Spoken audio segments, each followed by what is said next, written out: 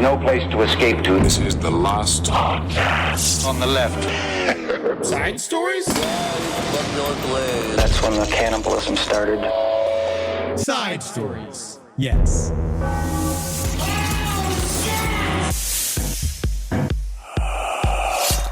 You want a tissue? No, it just didn't happen. God bless you. What a special day today, Eddie. Yeah, you almost sneezed. I didn't want to keep that beginning. I didn't want to keep that beginning to the show because it's not good radio. Not being able to sneeze. Yeah, because a sneeze itself is bad radio. Yes. But not even being able to deliver on that bad sneeze. That's just silence. That's worse. Yes. Welcome to Side Stories. My name is Henry Zabrowski. I'm sitting here with Ed Larson. Hello. And people were asking, when are we putting out our content from Contact in the Desert? Now. It's Done. happening. Congrats. Yeah, you love it. We made it. So we're not doing nearly as much as we did last year. I am going to tell you that. But so we're putting out the best of the best of what we got from that weekend out here to all of you. And this is a really great interview. We pretty much got the guys that they said no to everyone but us. Yes, we were the only people to speak with Jeremy Corbell and George Knapp. Yeah. And it was really nice because I got to straight up ask George Knapp if he would be okay with being my father. Yes. And I'm pretty sure I asked I'm him. not going to spoil it. We're not going to spoil it. Yeah. He might do it. Because the answer is no. I think it was maybe. It was a solid. say no. It was a. He didn't say, I don't think he said no. He was I think the audience will decide. He was railroaded, but that's what we do best. Oh my God, yeah. But this interview, we talk about stuff that nobody else was talking about at Contact. Yeah. No one was talking about the drones. Why We were was no one talking about the drones? Because I was losing my mind about that the entire time I was there. Contact this year, I'm going to go out and say, was one of the biggest sheep-dipped year I've seen at Contact. Whoa. In terms of, we spoke with several people that I am more than certain were members of the intelligence community. Yeah. And we know that we talked to people that were members of the intelligence community and said that they were retired. Mm-hmm. But what do we know about the intelligence community? Yeah, you're only one way out. Gosh. The old Epstein elevator, right? That's the only way fucking out, man. So so when you talk to some of these guys, I'll even just name Paul Smith. Yeah. We're going to be releasing that on Patreon, and talking to him scared the living shit out of me. But it was weird, like you could tell he was like using his shit on us because like during the conversation, I'm like, nice. And then when we left, I was like, I'm scared. Well, because it was him being like, yeah, I did certain intelligence operations in Eastern Europe and Africa, but we don't need to get all into that. But it's like, let's talk about, and I was just like, it sounds like you might have done a bunch of stuff. Yeah. Sounds like you might have a bunch of destabilizing government stuff. I think there's a chance he was lying, but I didn't think that until afterwards. No, he's a real deal. Yeah. He's real deal. You can also tell by his hands. Oh, yeah, no, Big he's man. strong. Very strong. Very barrel-chested. But this interview is with Jeremy He Corbell. chest-bumped Paul Smith. Oh, he'd rip your tits off. He's a bounce house of a man. He'll rip right through your spine. He'll destroy your sternum. But we talked with Jeremy Corbell and George Knapp. Now, people have varying opinions on Jeremy Corbell. I've actually really gotten to know Jeremy, and I have a good time with him. He's a hot shot. He's a hot shot. I like him. Those guys coming in there, it was like, because Jeremy goes everywhere with like 5 cameras around him. Yeah. So he walks everywhere with the phalanx of cameras, and then George Knapp couldn't give a shit, man. Yeah. George Knapp is the coolest man to live. All I want to do is smoke a cigar with him, and I don't even smoke cigars. Yeah. I want to do manly stuff with him. Yeah, I want to play with leather. I want to go out there and I want to get a whip. Yeah. Yeah, I want to get some leather Schwitz. whips. Yeah. Oh, that's what we should do. We should gonna go take him to like a Polish Schwitz and let's get whipped by palms and stuff like that. Can we just sit in a hot tub together once? Yeah. That's all I want. Yeah. I want to sit with him in bathing suits. You don't do the Schwitzes that much. You're not a Schwitzy. I'm already schwitzing. Yeah. At normal room temp. I don't need the extra schwitz. Yeah. It's good for you though. Apparently. Yeah, you love it. One day I'm going to get you in there. I swear, I've been doing cardio more. Yeah. So I've been back to sweating. No, but that's, this is so you don't have to do cardio. You just sit there and sweat. Oh, that's what fat guys do. Yeah, it's very Wow. nice. Yeah, That's it amazing. Gets the toxins out. I really got to start being more fat. Yeah. Jeremy Corbell was cool. He came to our comedy show, sat front row like he was like the king of Jerusalem. But I felt really bad because we were talking mess at him immediately. But he had a great sense of humor. Yeah. And that, like, to be honest, I really appreciated the support from Jeremy coming out to the comedy show because to me, it I shows loved it. we're having serious discussions, but we can have fun with it. Amen.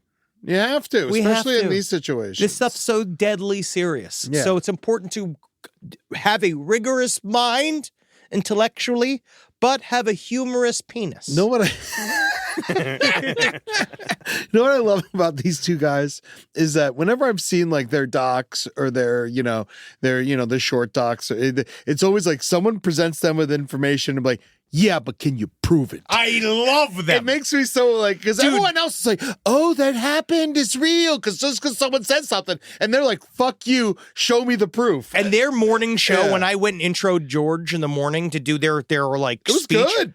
that was the best thing I saw at Contact. Knapp was hilarious. Knapp was amazing. Yeah. Like, so that's what I was saying before. Like, I really like Weaponized, but watch their special presentations. They do great work. George Knapp broke down Disclosure so much better than anybody else I saw the entire week. He talked to us like we're all normal people and not crazy. Yes. Which is like everyone else there is just like, this is what happened. This is how they ripped me to shreds, and the. But George Knapp couldn't be more of the real deal. So anybody that he likes, I like. Yes. So Henry likes himself yes.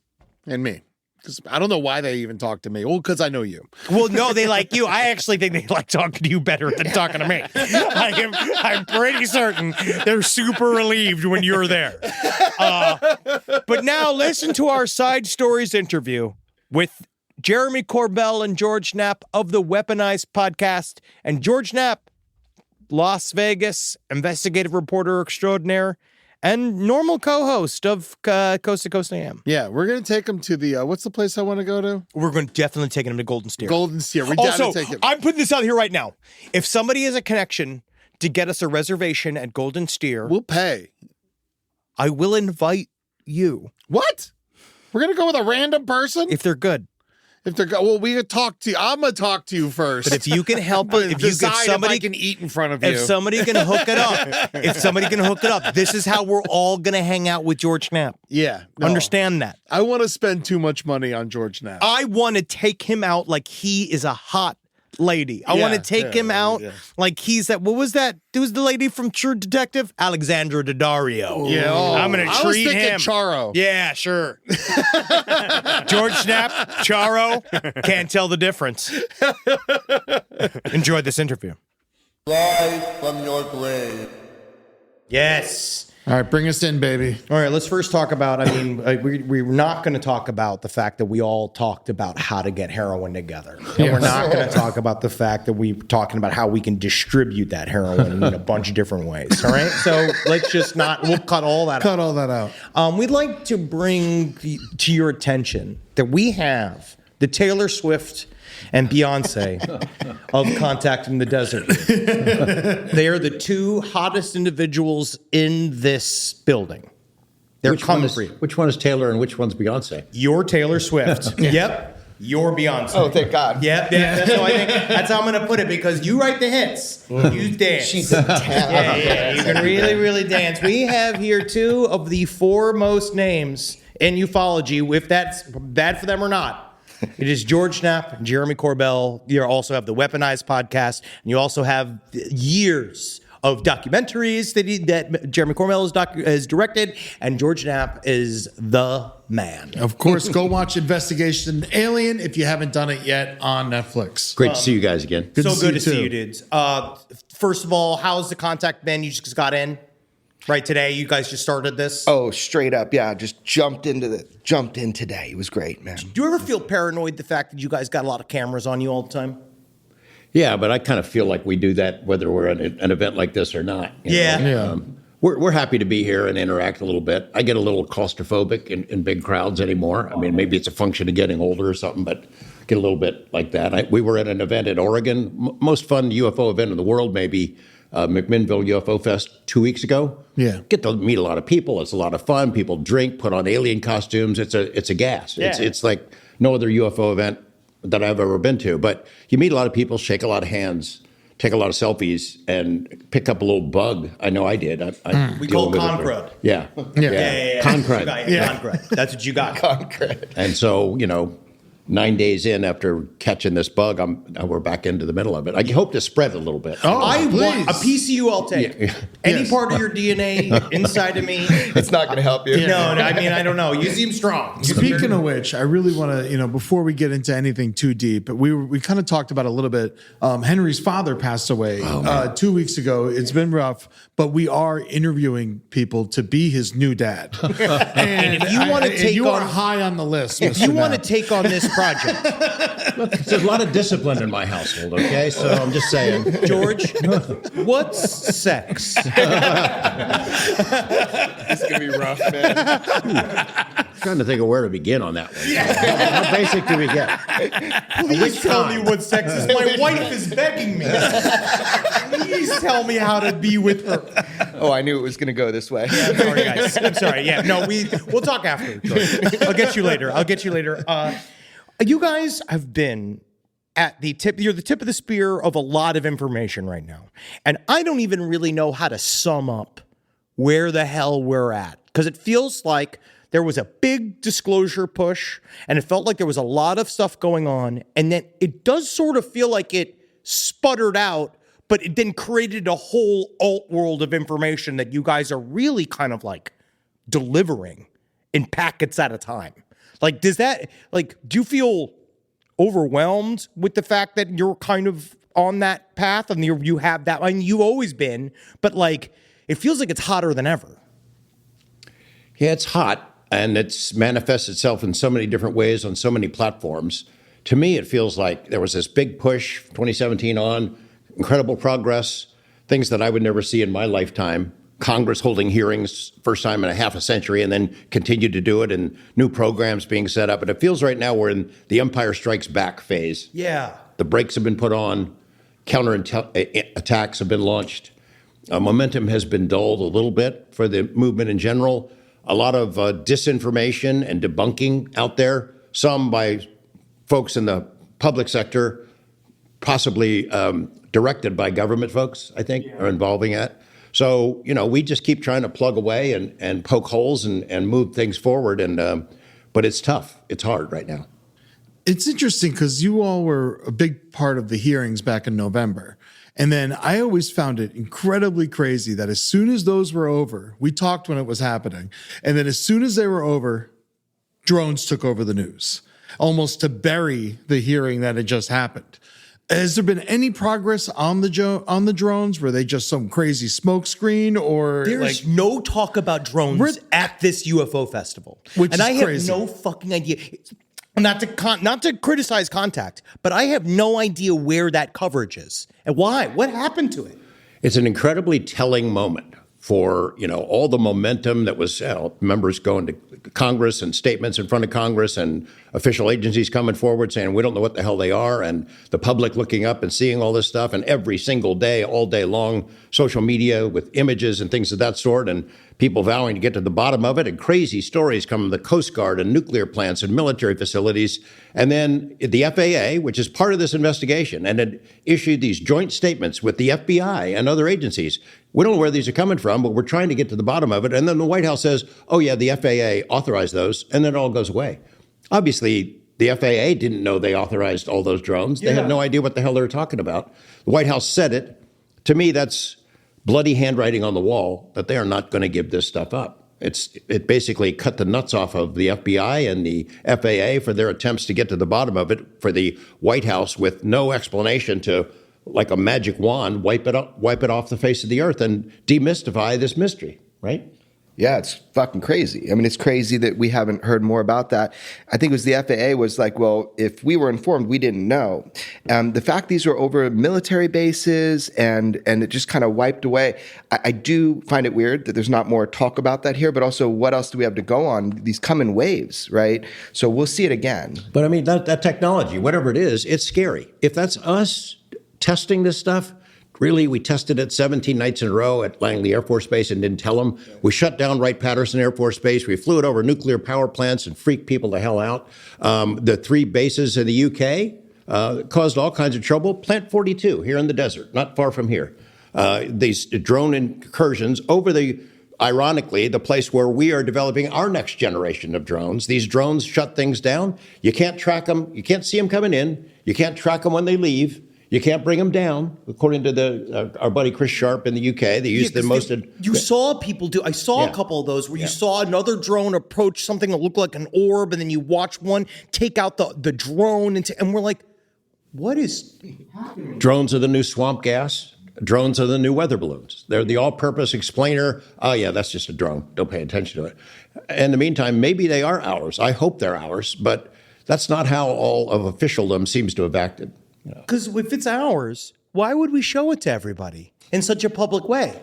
Why would we freak the public the hell out? Now, I will tell you, I've shared this with some of the government insiders that Jeremy and I deal with. I said, look, if this is not an exercise or a sociological study of how the public would react to mass sightings over a large area and extended period of time, somebody should be studying it. How would we react if these unknowns were in our sky being seen by millions of people night after night after night? Well, public didn't panic. There was a lot of interest in it, a lot of scuttlebutt and discussion. Nobody panicked. Nobody ran for the hills. Nobody stockpiled guns and ammo because they'd already loaded up on all that stuff. We're good. Doing that, the public handled it just fine. They just want to know what was going on, and they got butkus from the public agencies. So if we're not going to learn anything from America, I think it's safe to say at this point, our government isn't going to tell us anything. Well, because it feels like the new administration's even more has a Christian bent, and they really are. I was reading about the 7 mountain philosophy this morning about the idea of the 7 mountains that the Christian nationalists want to sort of take over, which is like family, education, media, entertainment, business, and government. Oh, just and that? Yes. Okay. And that there's something about that also seems to be happening. We know that there's an evangelical streak in the military, and they're scared of the shit. Yeah. But if we're not learning anything from us, are there other countries that have information that seem like they might be more willing to share than America, like India or something? You'd hope. I mean, I suspect a lot of the countries around the world that are allies of ours, or were until recent times, take their cue from the U.S. You know, we know that there are pretty solidly documented stories about the U.S. going wherever to pick up something that crashed here and there. There are records of it. There are great accounts of it. Brazil, for example, they have crash retrieval operations where the Americans take all the good stuff away. They just opened up all their files, too. Yeah, well, a lot of those files have been out before, but they've opened up their files. They've done it before. Britain has done it. France has done it to an extent. We can claim that we've done it as well. There's a heck of a lot of information out there, except for all the really juiciest stuff we don't get to see. You would hope that other governments would do it. If Putin was pissed off at us, would he jump the gun on it? I don't think it's in his best interest to break open that secret either. Or China. Trump just said he might realize that Putin might be lying to him. Guys, he thinks that Putin might be lying to us. That's going to break his heart, I think. It would break his heart. I don't think that would make him cry himself to sleep. That'd be like you telling me you're lying to me. I never lied. I've never lied once. I'm 6'9". I'm the best guy for this. No, but that's very yeah, it is. What do you think else is going to happen? The fact that America is going to be turned away from the being like how do you say, like, no one's going to be asking us what our opinion is anymore. Well, maybe that'll help on this issue. I don't know. I don't know where it leads. If they no longer have to follow our example, maybe somebody does open it up. But again, I don't see that it's in the best interest of any government in the world to go ahead and say and spill the beans, especially if they have crash retrieval materials. If they ever hope to be back in our good graces, that would go out the window. And it's, I don't think that anybody really knows what the consequences will be. A lot of people have done studies and thought about it and had these little think tank exercises where they try to project what how the public might react, what the effects would be on social institutions. And then when those studies have been done in the past, they pretty much said it would be chaos, it would be bad. I don't know if we're still at that point.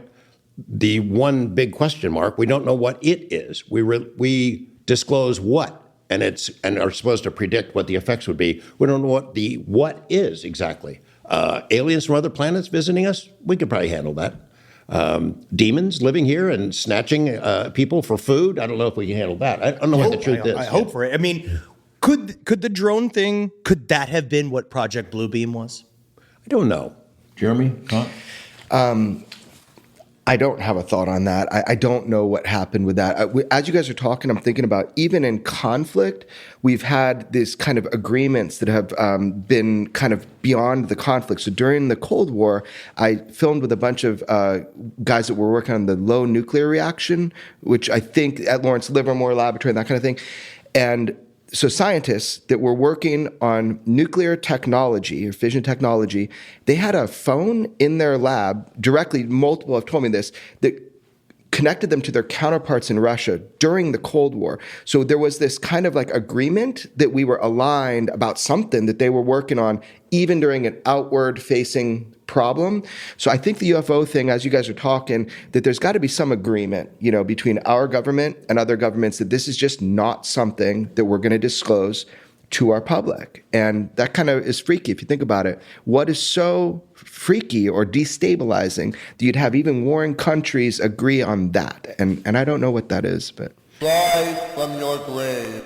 I mean, one thing that seems to keep popping up is more about what is the nature of our history. It seems to be a lot of people are very, very concerned that there's some sort of proof that we weren't like natural, that humans aren't a quote unquote natural extension of consciousness and that we were helped. That idea has been kicking around a long time. Yeah. First time I heard it was from Bob Lazar. He had said he read this stuff. He said, I don't know why I was allowed to read it. It has nothing to do with my job, why they showed this to me, but that humans had been genetically manipulated more than a few dozen times by them, whoever they are, and it created us. Could people handle that? I suspect eventually they could. Right? I feel like at that point, what's the difference between that? If you're already like a creationist or if you believe anything like that, what's there any different? Well, it depends on what the ultimate product is supposed to be. If the aliens are genetically manipulating us to get to what point? Like chickens with giant breasts? Hopefully. Please. we're getting there. My God, please. I could get me a 5-leg chicken. I'm ready to go. You could become one. Yeah, I want one. You don't know what the it is. So, and I suspect I don't know anybody who does know. Jeremy and I are working at this a long time, and I don't know anybody who knows the ultimate truth to what it is that is not being revealed. Maybe nobody does. They got bits and pieces of the story. They put together what they think the truth is, but how do you make an announcement like that and it stops here? And you think people aren't going to have other questions beyond whatever here is? Of course they are. They do certain examples with it. I kind of see they're doing it with Epstein, right? They're doing it with they said we released the files, and then the files are a bunch of gobbledygook and mostly just kind of like names on paper and numbers on paper. And then they're saying our former YouTube star, now FBI director Dan Bongino is now he's saying that they got the video of Epstein getting choked, and I think it was being done by Elvis. I'm pretty certain. He made the official announcement on that. Yes, That's good. Yeah. But it's like I feel like the waters are truly muddier than they've ever been, almost. And they're being intentionally muddied now more than I've ever seen. And we've seen that directly, that as this kind of push for transparency goes and you get public interest and excitement, and we started actually making waves in Congress, man, the intelligence agencies have flooded the zone. And I can tell you that from personal experience, the number of people from different agencies that have overtly come and tried to talk with me and George about the topic, it shows me the level of interest, and it shows me that they're flooding the zone and trying to control the narrative. And that's fascinating. I don't know what that's going to do. We've been saying something on the podcast since it started, and even before then, the closer you get to the goodies, the harder the pushback becomes. And we're seeing it right now. We are. Yeah, because you guys are really like, you got some heat talking about we were talking a little bit before this where I was saying about the idea that they are We're going to bust the false flag. We're busting that false flag right here. We're going to fucking stop it in its tracks. What is the false flag? They're going to make some form of announcement that the aliens are on their way. That's what people were saying. And so the thing is, they were kind of whispering it. So I was just trying to take the quiet part and make it loud and say that I personally think that's absolute bullshit. I know where that comes from, that kind of rumor mill.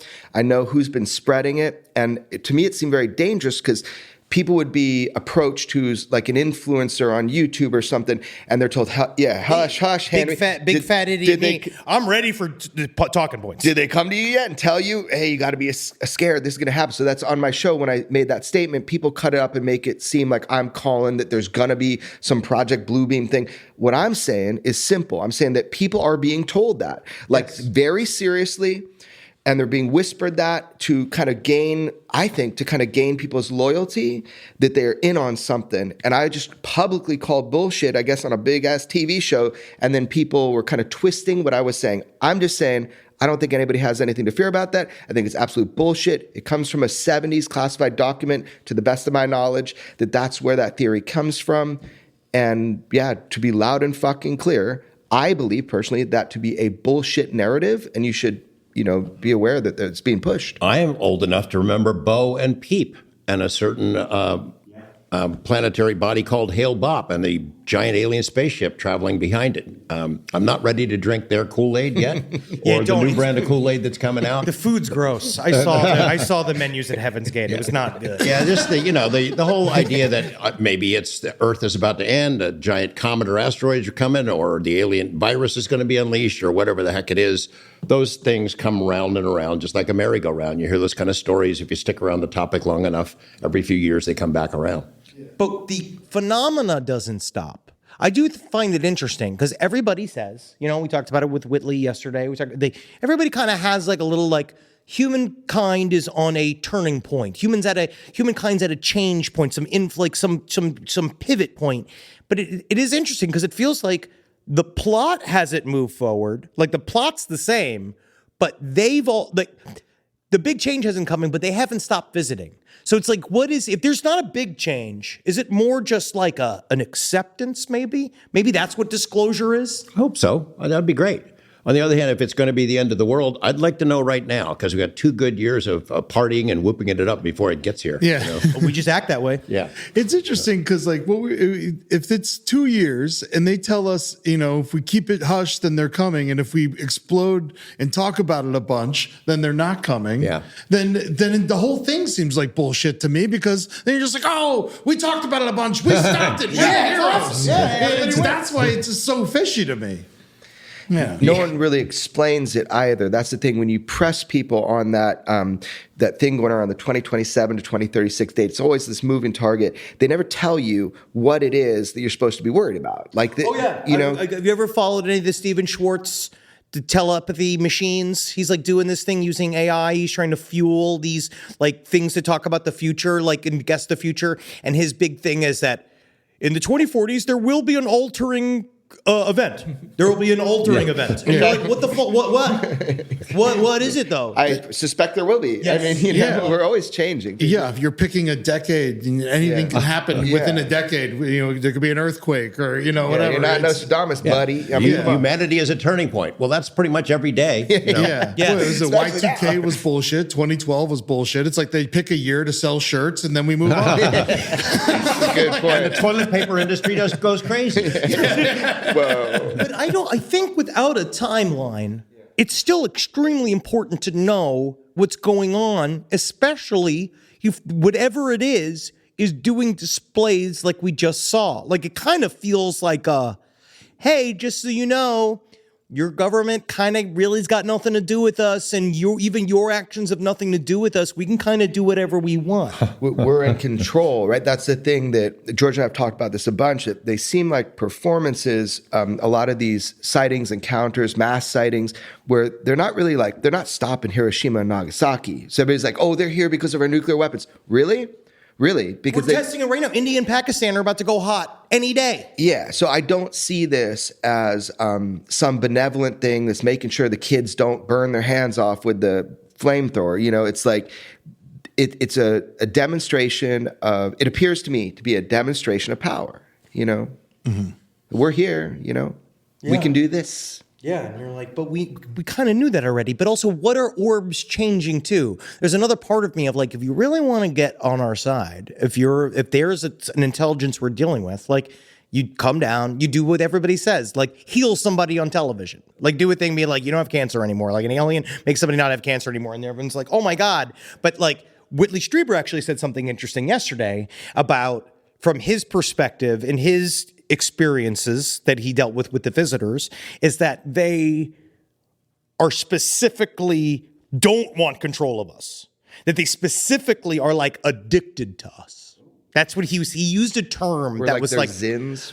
Literally. They said that he had an interesting idea, which is like deep into conjecture zone, but the idea that they are a group mind. They're a hive mind, maybe. And that because we are each an individual, we're like little television shows for them. Or the Kardashians. We are, yes, we're them. They come down here, we're filled with drama. We have this little life that's filled with all these actions and all these emotions, and they are so vast and beyond that they're just like, look at this shit. Yeah. We're the cosmic drive-in movie theater. Yeah. Come look at the yokels. Rise from your grave.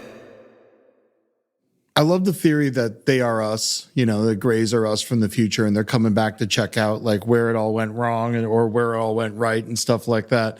But the thing is, if that is true, which is a really cool theory and fun to get stoned to, but when?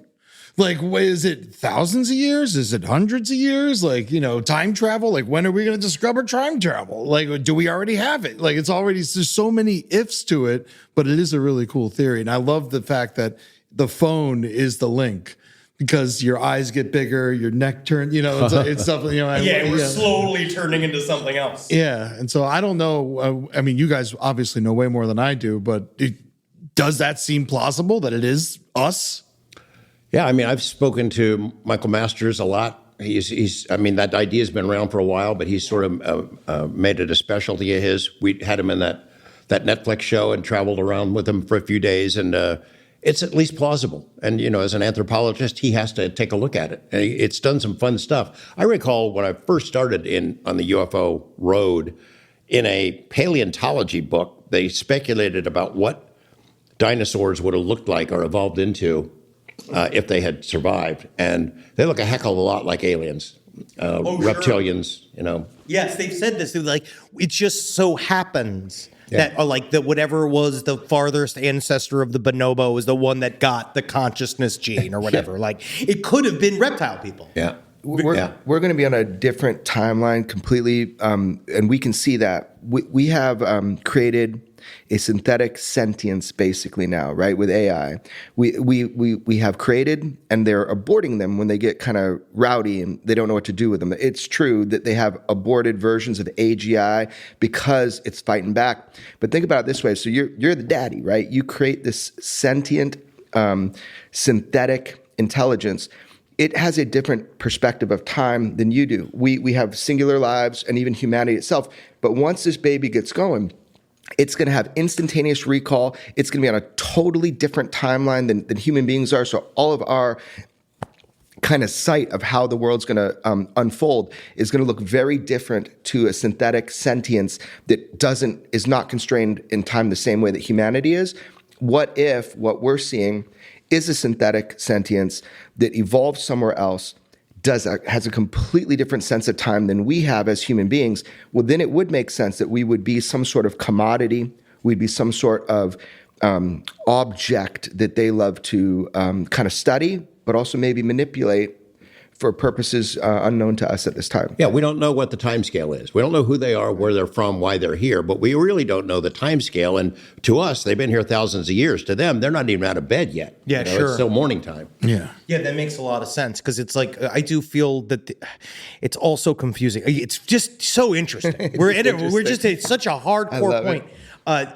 Before we let you go, I want can you do a thing where it'd be like, where should people be looking at right now? I just saw another whistleblower thing on Reddit that talked about how it was a long thing about how the billionaires are building human arcs and they're going to leave the planet. And they're going to do all this kind of stuff. Like, and that's all obviously conspiracy theory. We've all heard that kind of stuff. But where's a big rich vein that people could go look at right now? Well, I don't know. Besides weaponized. Weaponized for sure. But, there's, as Jeremy said, flooding the zone is happening by government-related agencies and by the UFO community in general. There's so much content out there. Yes. Used to be, there'd be one issue of the MUFON Journal a month, and people could argue in that, and maybe 2 or 3 books a year that were worth reading, and a conference or two, and now there's a conference every weekend. There are 50 million podcasts. There are 10,000 different UFO websites and X sites and Facebook groups, and you can't take it all in. It's impossible. And there's so much flotsam and jetsam mixed in there, a bunch of real crap that's made up. It's healthy to go ahead and take it all in, but it's healthier to have your own standards of skepticism and take it all with a grain of salt. There's a lot of crap out there, and it's a lot of crap on purpose. I don't know that I have a specific source where to send people or not, but... You know what I'd like to see? I was thinking about this, is if I could kind of separate into a different entity and focus just on one thing. I wouldn't focus on the UFOs. I would focus on the disinformation and misinformation using social media to get people to believe certain things about UFOs. Look at personal attacks and just, I don't know if they're bots or they're groups of people, but find those connections. That's how you'll kind of learn more about the UFO thing, is see who is influencing this conversation in official capacity by our intelligence agencies or even small groups of people, taking down certain people's posts on Wikipedia about their lives. If I was going to investigate the UFO field, forget the saucers. I would go after the people and try to find out who is manipulating the conversation, what they're trying to make you believe and why. That would be fascinating. Not just government manipulation, but billionaire manipulation. These big shot billionaires who are now deep involved in the topic, who say they're not. They try to pretend it's hands off, are deeply involved in it, are spending a lot of money on it. There's no way. We already saw it with Robert Bigelow. That's not that. And he was on our side. Yeah, I think so. And, we saw with the incoming administration, there are some really powerful people behind him, really wealthy people who flat out expressed their interest in the topic privately, too. Some of them whose names you don't know, who were talking to a group of us here and there about their interest in getting to the bottom of this. It now becomes apparent getting to the bottom of it does not mean telling us, the public, about it. It means finding out who has the technology and wresting control of it so they can start tinkering with it and control whatever that technology might be in years going forward. That's what's happening. They talked that was that one little conspiracy thread that I was reading that talked about, like, that's the crew that's going to become aliens. That the billionaires that leave on their humanity arcs are going to go, and then they're the ones that are going to come back. They're literally coming back as aliens, time traveling. That sounds. I love that. That's going to be a great movie. Yeah, exactly. I mean, like, honestly, better than. I mean, I'll be. Can we do the comedy night? Like, we're already doing our first cruise. I feel like we could be really good on the billionaire human arc. Get you a ticket, baby. Yeah, man. I'll suck dick. I do what I'll do what they need to do. I'll go. I'll hide secrets. I have had to work for billionaires before, and they don't laugh at shit. One of my other favorite things from Investigation Alien is the fact that this all could all be in the ocean. This all very much seems like very plausible. I mean, it's most of the Earth. If you're going to hide somewhere, pick where most of the Earth is. And there's been lots of stuff, especially off the coast of San Diego. And then I get angry because I see people going down to the Titanic every weekend trying to look at that fucking thing. It's like, that's old news. Why are we using these public subs or these personal, go down off the coast of San Diego and try to find some shit. I like ships that don't sink. Or implode, Is there any, in further investigation into that? Is anyone with submarines trying to get down there we got a full Navy base right there. What's going on? You would think there would be a great deal of official Defense Department, U.S. Navy interest in what the hell is flying in and out of the water down there. And I'm sure there probably is to some extent, unless it's ours, which, a lot of people propose that we have Tic Tacs, we're just stashing them away. Bullshit. I think there's other reasons that there's activity down there, one of which is pretty dark, and it doesn't get any attention at all, but there are tens of thousands of tons of hazardous waste that were dumped in metal barrels right out there. Off the coast of Southern California. And it's been there for 50, 60 years. DDT and other stuff, radioactive waste. After 50 years in the ocean, I imagine those steel drums are eroding. Maybe the visitors, if that's who they are out there looking at this stuff and they realize something big and bad is coming. Maybe that's what 2027 is. Ooh, yeah. But it would be maybe a reason that they're there. Maybe they've always been there. They have a base there or something. There have been a number of these different ocean mapping adventures and expeditions over the past few years, global surveys of the undersea floor. I haven't seen any of that stuff. Have you guys? No, didn't Avi Loeb do a thing, but it wasn't. He was Like looking getting for things one off the- specific piece. Yeah, little pieces of something. But nothing that's really going after the thing. I actually feel like it's got more to do with that toxic waste than anything else. Well, I mean, at least there should be some attention to that. Somebody needs to take a look at that stuff. I mean, if anybody who lives in Southern California, the shit's gonna hit the fan when that stuff starts leaking, if it's not leaking already. Especially right now, I live out there, and if you watch the local news, it's another whale washed up today. A bunch of dolphins washed up What today. the heck could be causing this? yeah, it's like God. That's the stuff that's on the other side of all this. We're talking about all this like kind of far-flung esoteric stuff, but there's stuff that is very real that is embedded in all these issues. The environmental costs of AI. They're showing us really that the heat generated in order to do these giant things are going to destroy the environment in the first place. It's going to, these are the actual issues. And then you also sort of wonder that maybe it's the heat up to AI that is getting more entered. Let's say they are trying to save the globe. Of course, they might be showing up a little bit and be like, hey, you might want to figure out another way to make a battery work. Or the theory that AI moves, it is the alien intelligence. It moves through the cosmos one planet at a time by sending out probes and little droids to help a developing species get to the point where it builds its own AI, and then mom moves in, for the kill. The amount of activity of UFOs has always perplexed me because we can go send, a rover or a satellite to map the moon. We could throw up one satellite, map the moon, probably in a couple of weeks with newest technology we have. So the fact and the idea that there's been so much of this UFO thing, so much of the machinery that people are seeing, documenting now a lot with our better technology, means that there's an ongoing interest. It's not just like reconnaissance of just the landscape. There's something else going on with the UFO phenomenon to make this much impact over this much time. Because now Russia and China are saying they're going to do a joint nuclear power plant on the moon. Really? That's like a movie too. What could go wrong there? Yeah, right? It seems fine. It seems fine. I'm sure it'll be good. Again, do they need entertainment on the nuclear reactor on the moon? Can't we use someone else's moon?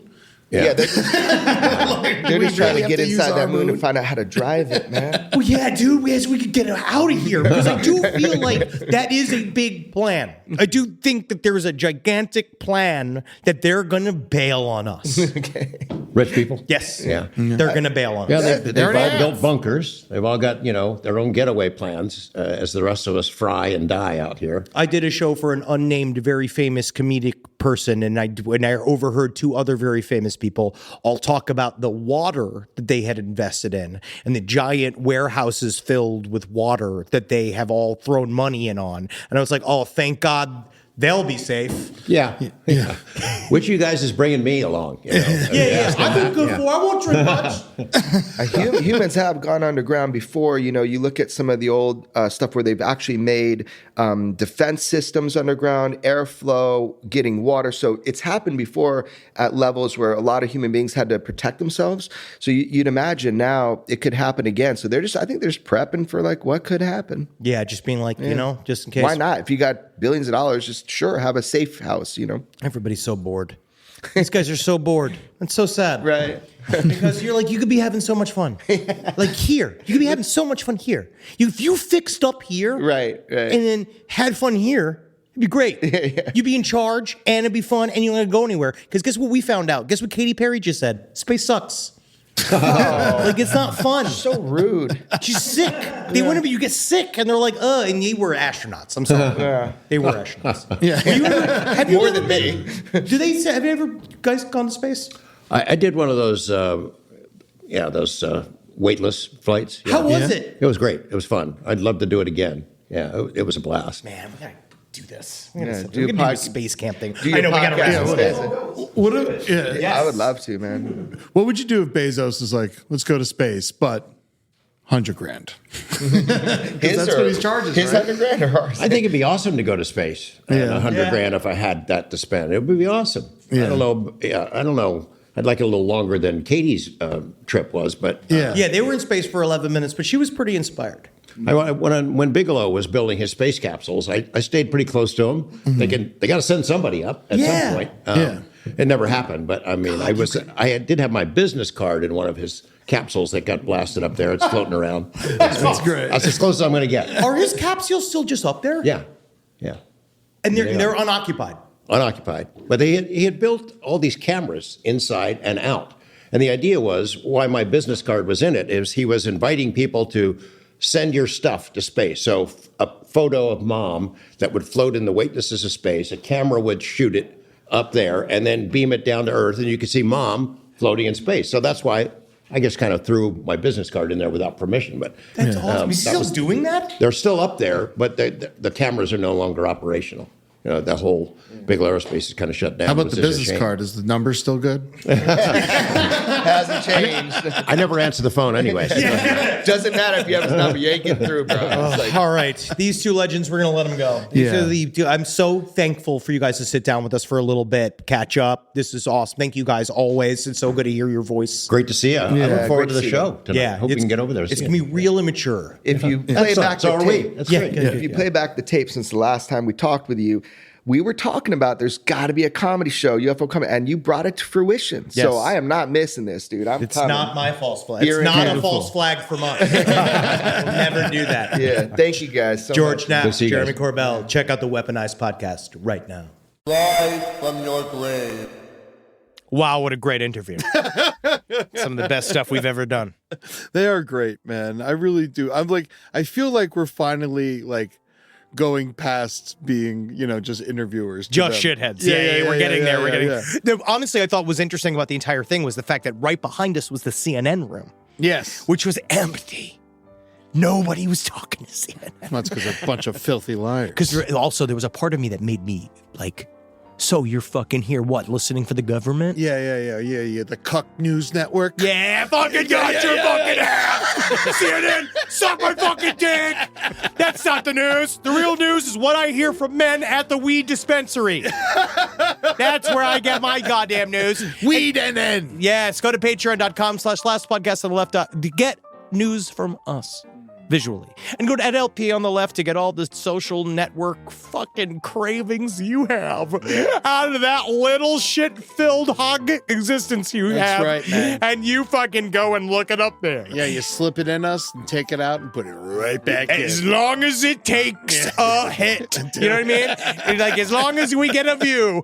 And you go to YouTube, our YouTube channels, LPN TV, someplace underneath, LPN Romantasy and No Dogs in Space, and the Foreign Report, Who's the Bee? Go subscribe. Dude, it's free. These new Hoopagoogoo HGX2 Are so episodes, fucking good. they're going to be people are going to go crazy for the new season. It's going to so be good. amazing. It's coming out pretty soon. I can't wait for y'all to hear it. But Well, hail Satan. yeah. And hail George Knapp. Hail Jeremy Corbell. Hail Contact in the Desert. I fucking love them. I love that place. I love that it exists. It needs to exist. I'm And we'll- so glad we go. And hopefully we get back. We will come back next year. You never The year know after. what's going to Who happen. knows? Yeah. All right, guys. Bye, fuckers. Yeah.